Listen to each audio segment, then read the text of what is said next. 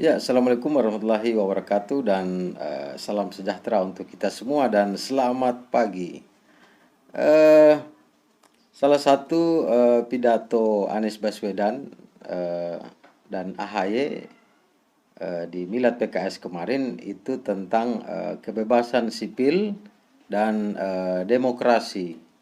Dan juga di situ dibahas oleh Anies Baswedan tentang bagaimana kekuasaan yang ekstraktif itu merusak demokrasi.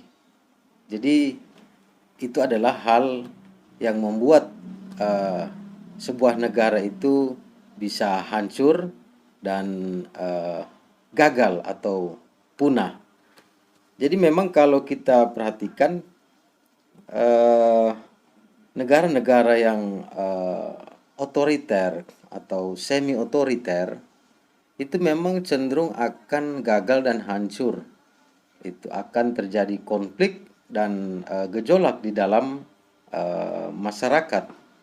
Itu karena memang pada hakikatnya eh, manusia itu memang tidak ingin dikekang atau dikerangkeng ya ekspresinya, kebebasan berpendapatnya atau mungkin eh, gagasan-gagasan dia, apalagi di zaman sudah ada teknologi saat ini yang semakin maju ya, teknologi digital seperti media sosial. Itu naluri manusia itu setiap menit itu memang mengekspresikan pikiran-pikiran atau pendapat dia, ide-ide dia, kritisismenya. Ini tidak bisa dibendung gitu.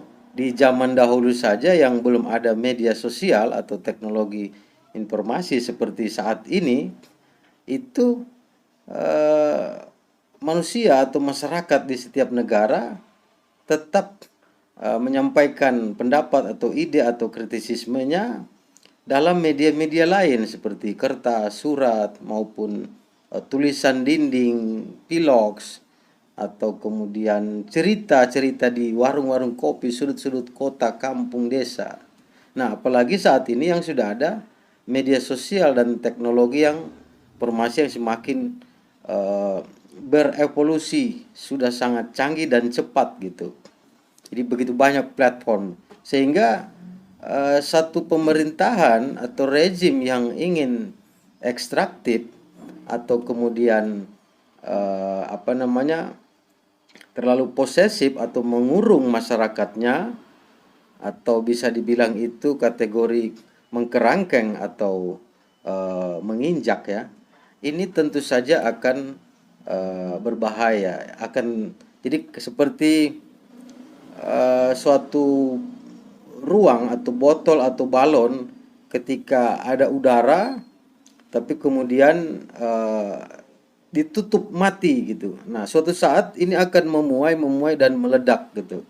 Nah, ini yang disebut dengan satu konflik atau kehancuran. Nah, ini yang dimaksud sebagai menuju pada negara gagal. Jadi kebebasan berpendapat atau ekspresionis atau demokrasi itu menjadi naluri setiap manusia dimanapun dia berada di negara manapun, baik ras, warna kulit apapun latar belakangnya, itu adalah naluri alamiah dasar setiap manusia.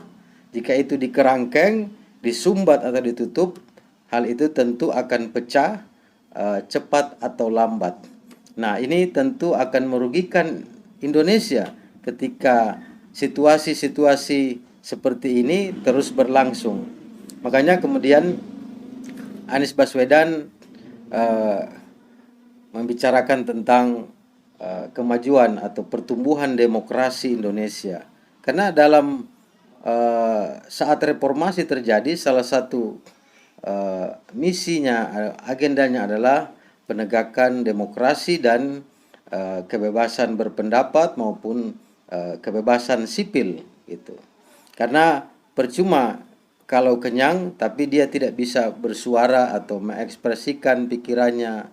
Itu sama seperti burung di dalam sangkar. Tentu itu hal yang sangat menyiksa bagi setiap makhluk ciptaan Tuhan. Tuh.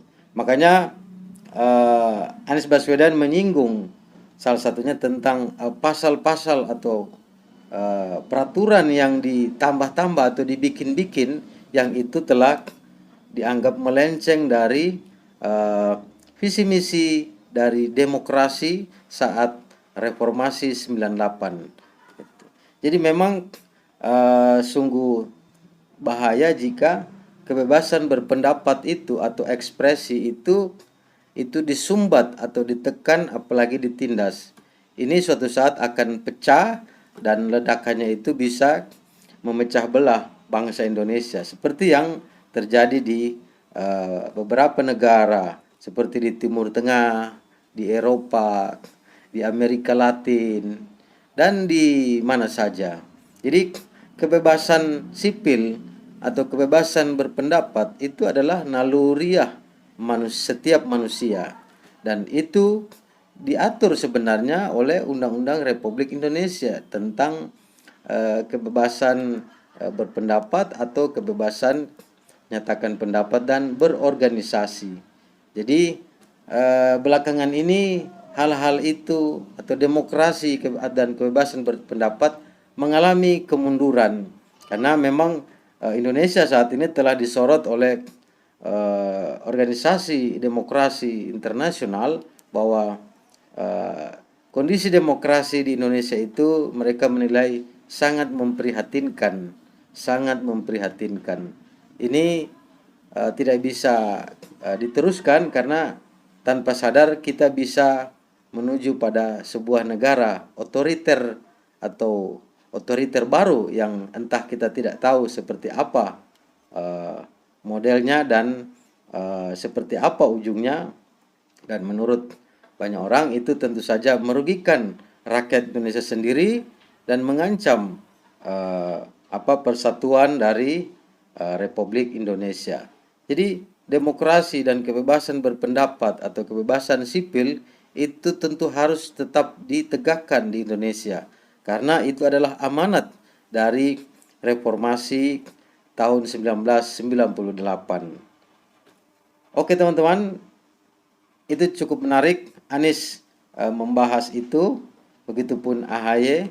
Ini adalah satu kritisisme di zaman ini yang harus kita support dan kita dorong agar terus-menerus terciptanya iklim demokrasi yang sehat di Indonesia hari ini. Kebebasan berpendapat, kebebasan sipil, kebebasan berekspresi itu diatur oleh Undang-Undang Republik Indonesia dan itu adalah hak setiap warga negara.